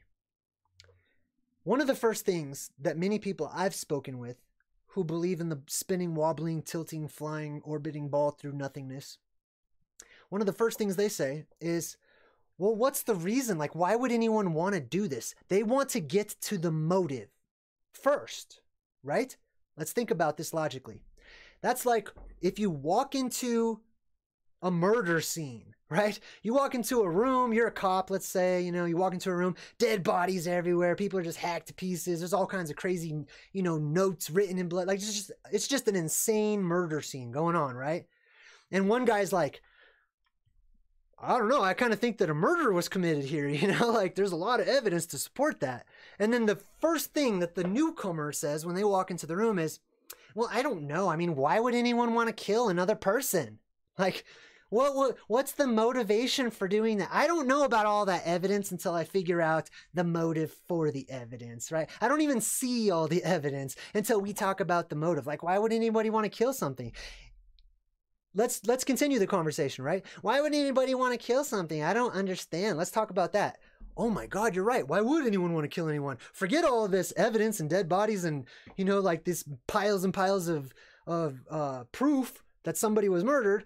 I don't understand why someone would do it. Therefore, I'm going to disregard all the evidence, basically, right? That's a fallacy in thought. That's not something we should be doing. Is we don't understand someone else's motives, so we dismiss the facts of the matter. We dismiss the evidence, the things that are evident or right there in front of our very own eyes, because we don't get why other people would do that. That's not the best way to go about thinking, I think. You know, that's just me. But I don't see that as being healthy reasoning abilities, right? The other thing is, it does not take that many people, okay? These people, they're spinning it just like many people do. They're spinning it as if every single scientist in the world, every high school teacher, the cafeteria worker at NASA's launch site, I mean, everybody who actually goes along with it, everybody who believes in it, all those people that have jobs that have something to do with it, that means we, the independent investigators, the alternative thinkers, we all think that they're all up to something, right? No, get out of here with that. I do not think that, okay? It takes one person, really, just one person. That's all it takes. It takes one person at the top of their pyramid. Remember, they use a pyramid system. The person, or the entity, I should say, whoever's at the top of the pyramid, they pass down an instruction to the next two. Now, the next two who receive that instruction or that information, that's all they have to go on. And so they confidently go and tell their 6 people and their 12 people and it just trickles down the pyramid system. You don't need an intricate web or cabal of secret agents and shills on YouTube and everyone's involved. And you know what I mean? That's too much. It's very simple. And a lot of people saying like, not that many people can keep a secret, right? It's actually quite easy to keep a secret, okay? It's not that difficult. Some of you out there might find it difficult to keep a secret, but that doesn't mean we should apply that to the rest of the world. It's very easy to keep a secret, okay? Let's watch the rest of the video. The highest authority, higher than presidents, the super that are behind the scenes. Remember, We're going back into the dark ages, right? Oh. Because we're going back into the dark ages, right? You're essentially perpetuating ignorance by... Time out. Okay, so she says we're going back into the dark ages. And Mark is trying to be, it seems like he's being respectful and listening to her. I probably would have interrupted her, honestly. I would have said, no, we're in the dark ages. We're currently in an age where nobody actually has real truth, okay? When it comes to the truth and the reality of our world, we're in the dark. We're in the dark ages. We only believe, we live vicariously through others who say that they've tested it out. Others who said that they've done it or been there, or, you know what I mean? We're in the dark. If anything, so I would have stopped right there and said, no, we're not returning to the dark ages. We're in the dark ages. And if we're in the dark ages, the only place you can go from there is into the light, the age of light, right? Okay, let me rewind it just a bit. She's almost done. You're essentially perpetuating ignorance by... Oh, you're perpetuating ignorance. I want to hear the rest. I'm sorry. I'm so bad at listening. Let me just listen.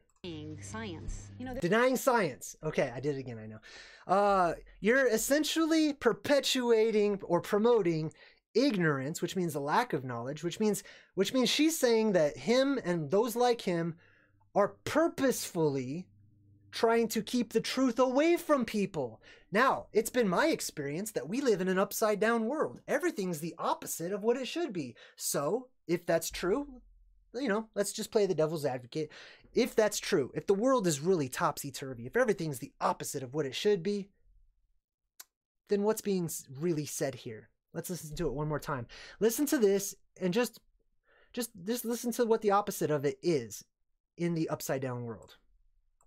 you're essentially perpetuating ignorance by denying science. You know, there's a real life implication in all of this. Science has There's a real life implication to all of this. They're terrified. Can you hear that? There's a lot of fear being put out there. They're actually sharing their fear, hoping that all of us, all of the masses, will also act in kind, that we will also become terrified. This is terrorism. They're trying to inspire terror in people, right? They're basically saying you should be afraid. You should be very afraid. This has real world implications. Like, what they're saying is the powers that be are shaking. They're scared. They're terrified. They like their control. They like the systems, the pyramid schemes that they've set up. They like having billions and billions of dollars and not having to do anything. And, you know, they like their comfy little lives. And they are in danger of losing it all. That's really what I hear.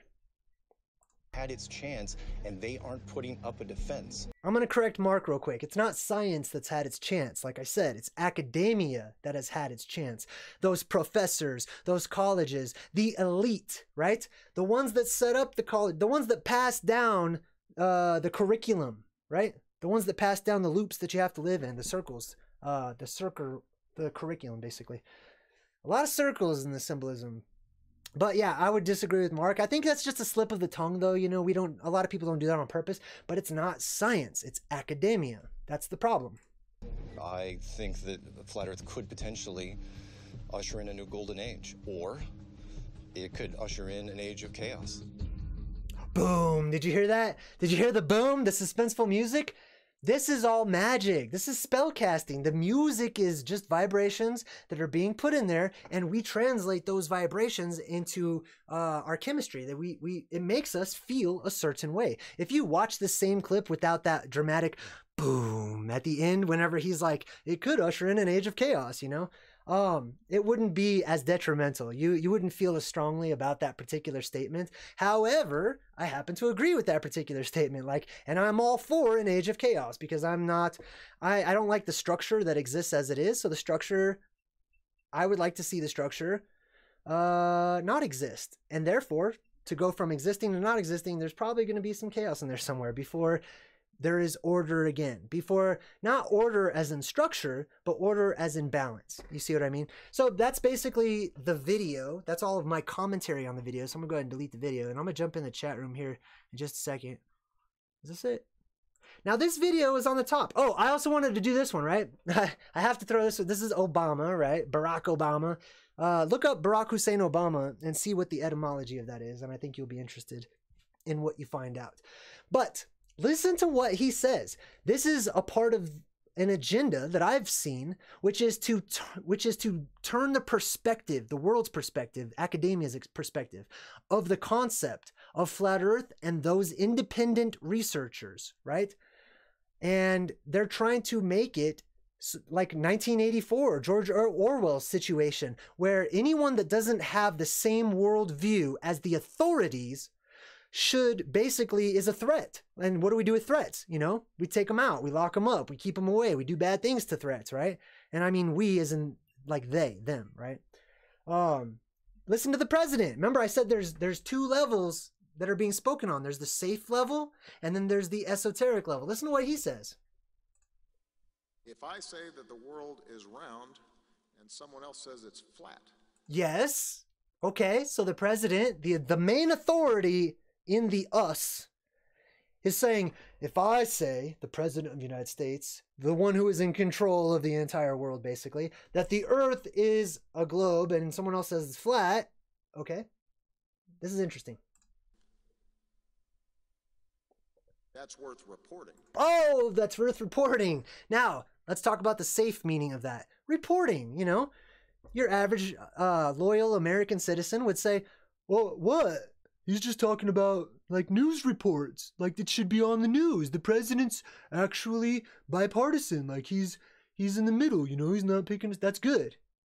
That's the safe side. And watch, there's a dramatic pause purposefully. Trust me, this is a script. There are pauses written into the script. They're called dramatic pauses, okay? So he's pausing dramatically for a reason, because he's addressing the esoteric teaching, which is That's worth reporting to the authorities. You need to report these people. You need to turn them in. That's exactly what's being said. And that's why there's the dramatic pause, so that that sinks into your subconscious.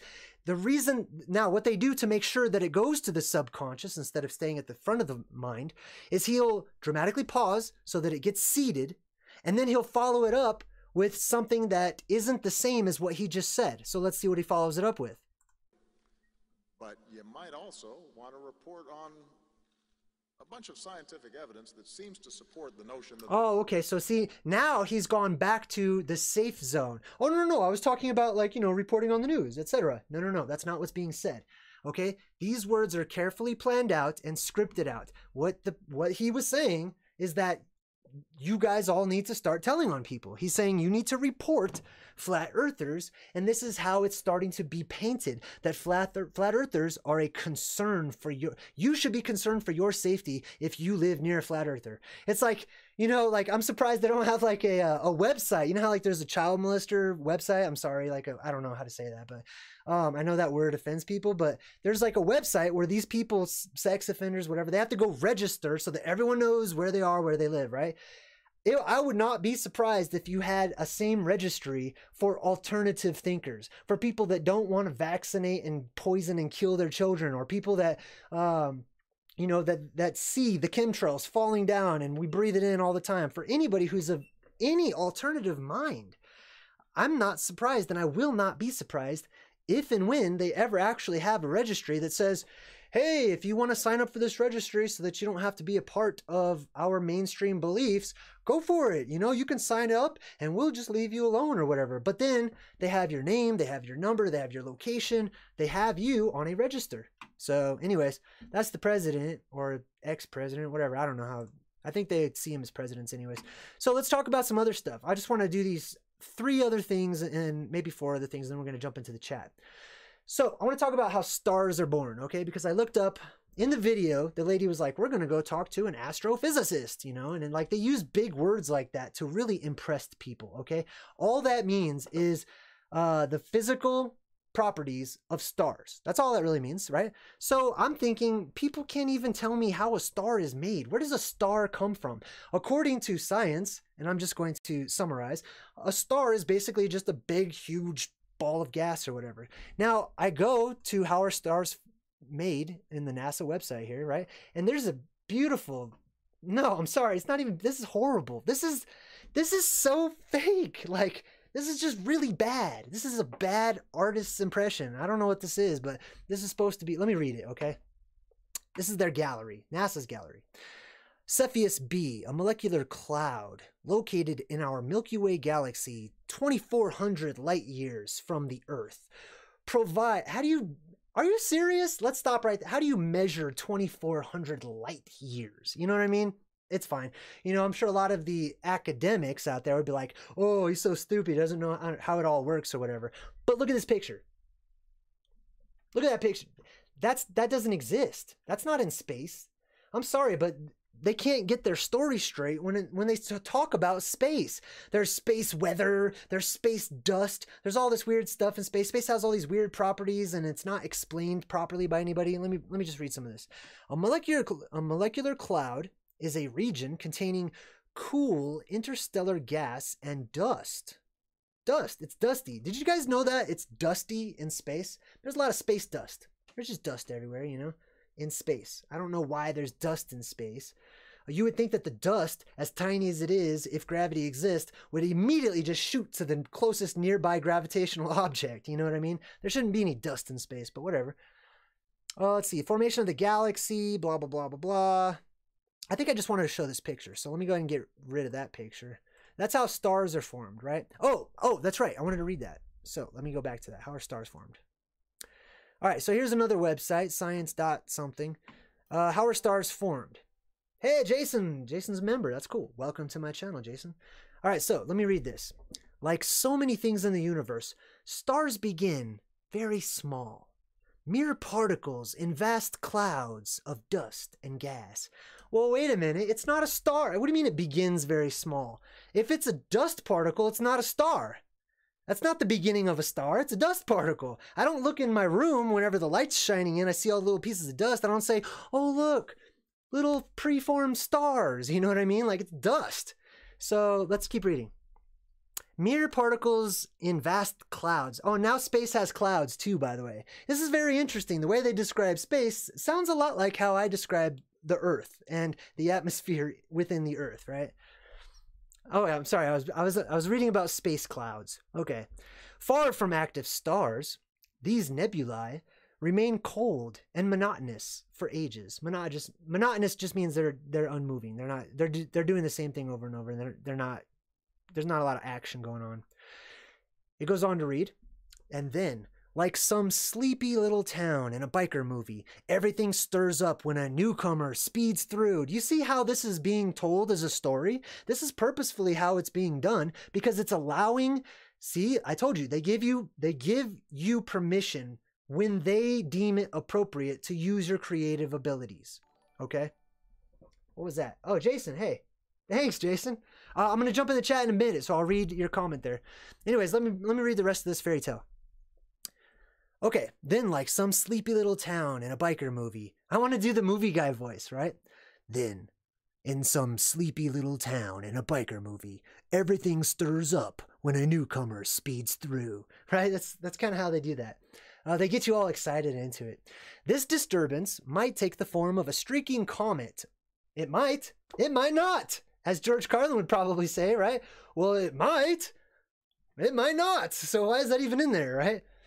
This disturbance might take the form of a streaking comet or the shockwave from a distant supernova. It might not also. As the resulting forces move through the cloud, particles collide. Right? Can you just imagine how ridiculous this sounds? Particles collide. Okay, fine. Cloud particles are colliding, right? Just like all the cloud particles that are up there in the actual clouds, they're all colliding with one another, but whatever. Let's see here. Where was I? As the resulting force moves through the cloud, particles collide and begin to form clumps. Whoa! Oh, let me make it bigger so you guys can read it. Sorry. There we go. Here we go. This is so funny to me.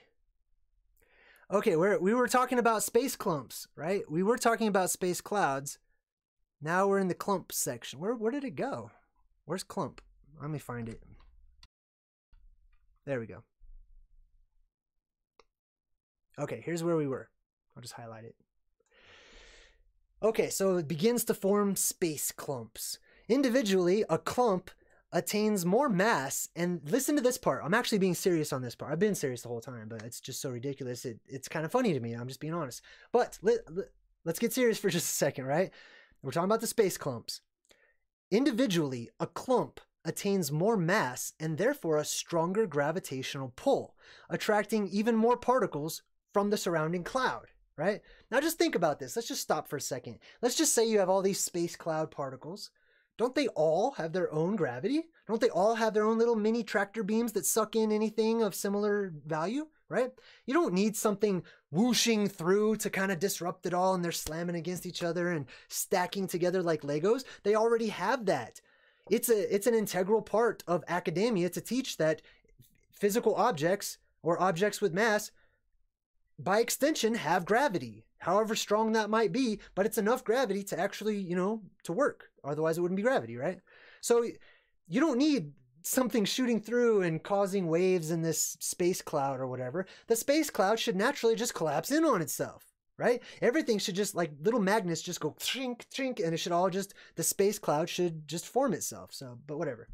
That's just my reasoning abilities. Let's read forward. Okay, as more matter, you could just say stuff if you want, but whatever. More matter falls into the clump, its center grows denser and hotter. That's really important. That's why I stress that. Denser and hotter. Remember that, right? As more matter falls into the clump, its center grows denser and hotter over the course of millions of years. Okay, that's the magic wand. Whoosh, poof, millions of years. Now it's possible. Right? They just let your creative, well, I guess over millions of years, anything's possible. No, I'm sorry. My mind doesn't work that way. Okay, over the course of millions of years, I wish I had an echo effect, right? Over the course of millions of years, like pigs in space. I love that. Let's see. Over the course of millions of years, the clump grows into a small, dense body called a protostar, which basically means before a star, right? Or star origin.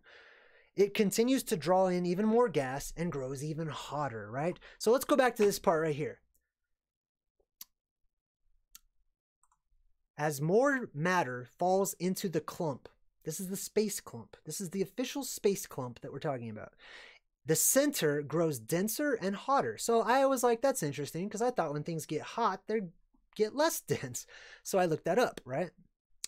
This is just some, this is one of the first things that popped up. I've read more than this, okay? So for all you hecklers that are like, oh, you just read the first thing on the internet. It's so funny. The internet is such a salad bar for people, right?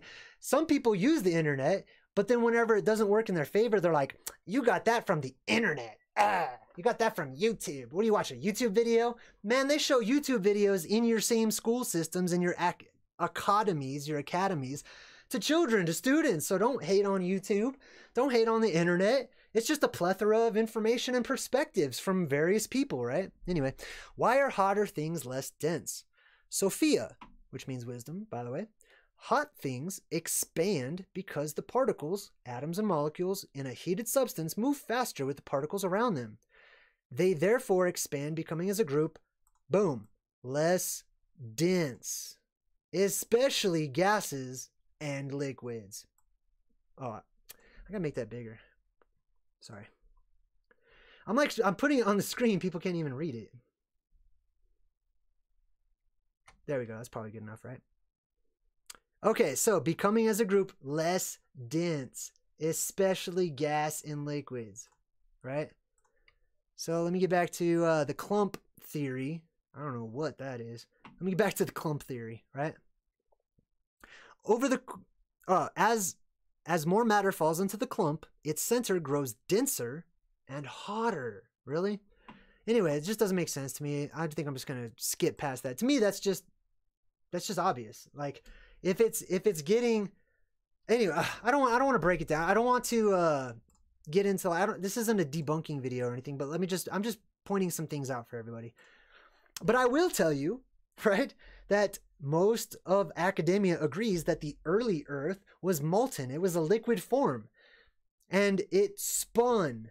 And that, they will say that this explains why the Earth is a little chubbier in the middle. It's a little more oblate. No, I'm sorry. If it was liquid and you spun that sucker around, it'd be flat. You'd have a flat Earth in the end anyway. Okay? It wouldn't just, oh, it's spinning, so it's just a little chubby or whatever. It's in the vacuum of space. It's going to continue to flatten out. That's why you draw your spiral galaxies along an ecliptic plane. That's why you draw your rings of Saturn along an ecliptic plane. That's why you draw the planetary motions in our so-called solar system along an elliptical plane, a flat plane. That's why you draw that stuff. You're putting it in there because you know subconsciously that's the shape. That's what's natural, you know? But anyway, let's get rid of this one right here. So the last thing I wanted to bring up here was, I was just thinking about like the stars in the sky, because a lot of people, when I was doing my research, I kept coming across ball earth believers that would say things like, the fixed stars in the sky. They would talk about the fixed stars. Because I think I was researching, shouldn't the stars change position? You know, if we're hurtling through space, right? Let me see if I could bring up an anime. I don't want to bring up an animation. Anyways, if we're hurtling through space and all the planets are going around the sun like this, and the sun is going on its own trajectory, and all those stars, you have to assume, are not just, keeping pace with the sun and its planets and its Earth, and we're all following the speed limit of the galaxy or whatever, right? You would think that you would see stars that are very far away slowly moving out of the way, right? And so then I thought to myself, because they start talking about the birth of stars, I was like, what about the death of stars, right? They're always speculating about supernovas and stars blowing up and all this crazy stuff. I'm like, wait a minute. When have I ever come across an example where a star, thank you, Jason, I'm going to jump into the chat in just a minute, where a star blew up? Have you guys ever seen a star blow up? I've never seen a star blow up. I've never even heard about a star blowing up, okay? I don't know. I could be wrong, but I've never heard about that. If we're flying and shooting off through space and everything's chaotic and it's the Big Bang and it's just an explosion and this and that, I would naturally expect over the course, at the very least, over the course of the last 5,000 years, when all of these people across history have drawn the stars in the sky, I would expect that they would look a lot different over the course of 6,000 years or 5,000 years or of 100 years, you know? I mean, I'm just guessing, okay? But I would assume you could probably see different stars in different positions every single night if we're just flying randomly throughout all the stars and they're flying, you know, wherever they're going or whatever. But I don't know. That's just my perspective on that. So I was looking up, have any stars disappeared? You know, like we have constellations, the same exact ones over and over and over. You would think like if stars are out there, they would, you know, maybe we would have a record of one that was there and now it's not there or something, you know? I don't know. I couldn't find one, but that's just me. Okay, so I'm pretty much done with all of the screen sharing stuff. So let's just jump back to the live scene. And I'm gonna jump back into the chat now. So let me bring up the chat. I'm really sorry I wasn't in the chat this whole time. But I was looking, I'm kind of quarterbacking a lot of different screens on my computer right now. So let me jump into the chat. Okay, so a lot of people here. Hey, I just want to say welcome to all of my new channel members. If you're just joining us and you're wondering, this tiny circle right here, that is how big the Earth should look, not even from the distance of the moon. Okay, so that's why I put that up there. And then, of course, we've got a little interesting symbol down there. But I just want to jump into the chat. Hey, what's up, Brandy? We got Jason. Roger, welcome to all the new members, by the way. Everyone who's joined as a member of my channel to support what I do and to have all the cool perks and be able to chat and stuff. I just want to say thank you. I appreciate that you guys are here, that I can actually have somebody to chat with. But I would like to open things up right now to the chat officially. Remember, whatever you say is recorded as well. So the chat is just as important as the video, okay? So you guys and me, we're working together right now. So if you have a question, type in @JayDreamerZ. If you're talking to me, type in @JayDreamerZ. If you just have a comment or you wanted me to go more into detail about something I've already gone over, type in @JayDreamerZ and we'll chat about it for a little bit. Excuse me. But anyhow, that's the flat earth movement as seen from academia, okay? They believe that this is a movement. They believe that this is somebody. Hey, welcome, Alan. Alan just joined as a member. Thank you. That's awesome. Welcome, Alan. I'm excited to get to know you, man. But anyhow, they want to paint the picture that alternative thought is dangerous. And you know what? There's lots of people that don't agree with my perspective, my worldview, because remember, guys, that's what we're dealing with, a worldview. I mean, how serious is a worldview, right? They don't slam on religion. They don't touch the homosexual community. They really just respect everybody. Welcome, Alan. I love that little thing. They respect everybody and everybody's belief systems. And, you know, that's how this new world order is working. You know, like it's very PC. But it doesn't quite follow suit with free thinkers and free thought and open-minded people, does it now? Anyway, let's see. Roger Revolt is in the chat. He's a sapling, and he says, JayDreamerZ, you're not a sapling. You have a sapling little icon. JayDreamerZ, have you seen Martin Kinney's videos? He builds a model or a module. You know what? I have seen many of his videos, and if anybody has the ability to reach out to him, I don't know how. I've tried to get his contact info. I would love to have him on my channel. I would love to actually, I don't interview a lot of people and I wouldn't really consider it an interview. I would just consider it to be a chat, but I would love to have Martin, that's the name, right? Martin Kinney. Yeah, I'd love to have him on here because I would love to talk about the implications of his model and his world and incorporate some of my own insights as far as the fantastic, you know, I think that'd be great. But anyhow, also ODD and myself are working on something together. You know, something that's in the works about Titans and things of that nature. So, you know, that's something else that you'll get to experience probably in 2019 is a cool video collaboration. Brian Netzel in the chat says, alternative views are dangerous to the good old boy system. That's right. Brian, you couldn't be closer to the truth. Like, that's what it is. It's a good old boy system. And when he says good old boys, he's talking about, you know, the clan members, like the family, the bloodlines, basically. The people at the very top, they look out for themselves. And that's it. And then their families next, because they want to be able to reincarnate and come back and have a nice cushy palace and things of that nature. Therefore, they have to raise family members in order to propagate that, in order to make that happen. But they are definitely the good old boys. They're the ones that you don't cross. You know what I mean? It's the whole system. And people are a part of that system and they don't even know it, you know? And oftentimes, what we're taught is to defend the system. That's our natural instinct. Our natural instinct is to defend the popular opinion, to defend the popular belief system, and to see anybody that sees it differently as a threat. When that's not peace, that's not the world that the way it once was, you know? We were able to just respect, like, oh, you think the world is a frog? Okay, that's interesting, or maybe that's not interesting, you know? However, I don't want to rip your head off because you think the world is a frog or whatever. I'm just making that up. You know what I mean? It's ridiculous. That is Dark Age thinking. That's Cro-Magnon, caveman thinking, you know? I told you the world is upside down. These people are saying that we're going back to the Dark Ages. They are caveman beating people over the head, like trying to drag them off into their belief systems and stuff like that. Roger says, JayDreamerZ. And what about Savan Bolmar Origins? I'm not sure what that's about. You'll have to help me out with that one. Hey, Rulaine, you changed your name. Rulaine's called Rue Rich. That's interesting. So you just want to call you Rue? I can call you Rue if you want. Lori Sherrill, welcome. Says, F the good old boy system. I got screwed by them. You know what? I did too. I think a lot of us have.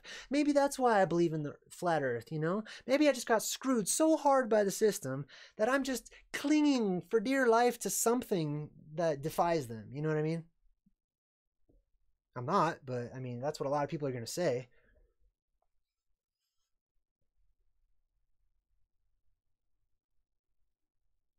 Oh, in court, right, yeah. I mean, I've been to court too. The court system is just a boat. I don't want to get into that. It's a whole different video. But does anybody have questions about the topic at hand, okay? And by the way, for those of you who are new to my channel, like probably, I don't know, a lot of my subscribers, a lot of my viewers, they're not flat earthers, but they respect how I'm talking about this particular topic because it's philosophy.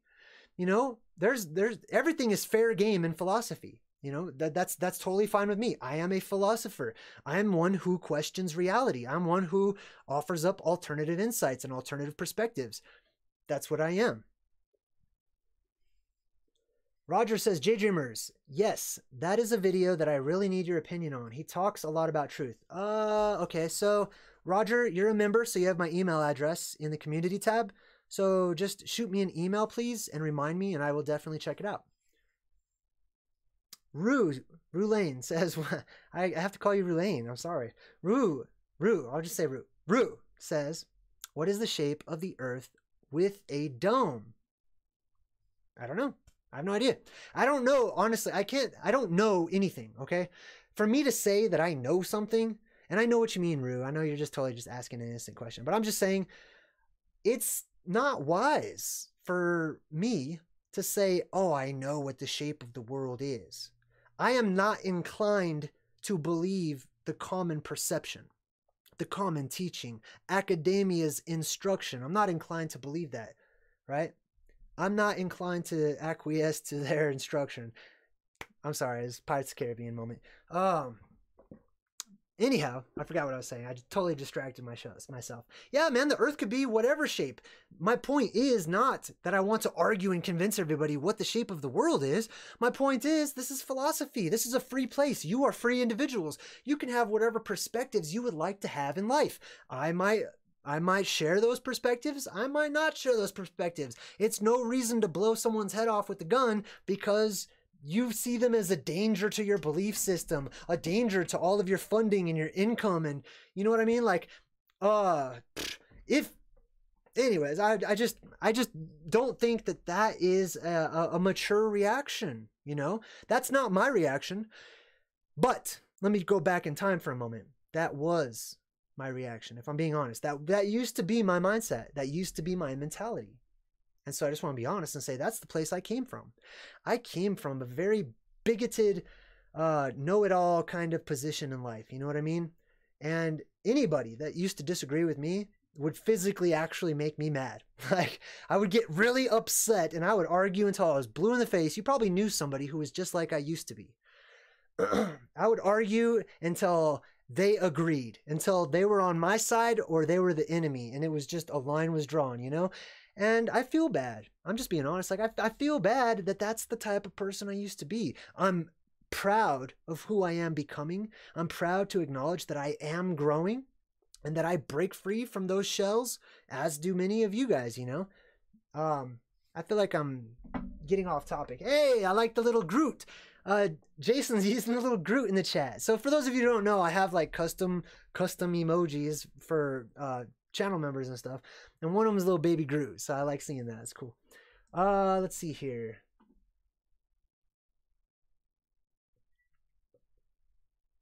Brad Garth said, I like your picture, Brad. Brad Garth says, dark magic is afraid of us.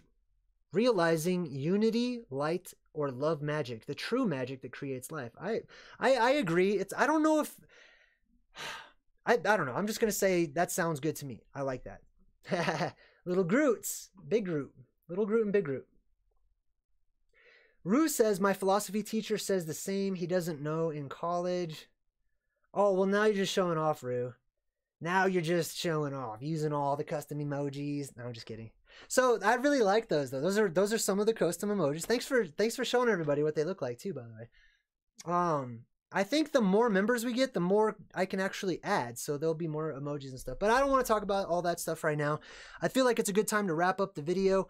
You know, feel free to leave a comment if you'd like to. I can tell you that I'm going to instruct all of the moderators for my channel and the channel members to do what they want to with the comments, you know? If they feel like it's a positive comment or a natural inquiry or whatever, great. If they feel like it's a troll comment, if they feel like it's negative or whatever, they have my permission to go and edit the comments, to go delete the comment if they would like to. So that's up to you guys, however you stand on it. I'm not here to tell you you need to believe the same as me. That's not the intention of any of my videos. My intention is to share my perspective and say, hey, here's how I see that, right? To maybe give you guys the option to say, maybe you didn't even know that you had an option to believe something different. Now you know. So I wish you guys all the very best. I'm going to say goodnight to Lori, Rue, Brad. Let me just see who's in the chat here. Let me pop it out here. Participants. Here we go. So I want to say goodnight to everybody in the chat. Brad, Brandy, Brian, Jason, Lori, Roger, and Rue. Thanks everybody for joining me tonight. I will see you guys next time. Oh, I do want to give you a heads up too. I'm working on a lot of stuff for my channel, but one of the next things that I might end up doing is I'm talking to one of the local crystal shops here in my town. And I'm going to see if they would like to do a live stream and just kind of give a presentation about different crystals and their properties and like, you know, the benefits to having certain types of crystals in your house or wearing them, you know, like I wear mine here. So keep your eyes out for that. I think that'll be a lot of fun. Anyways, you guys have a great rest of your night and I will see you next time.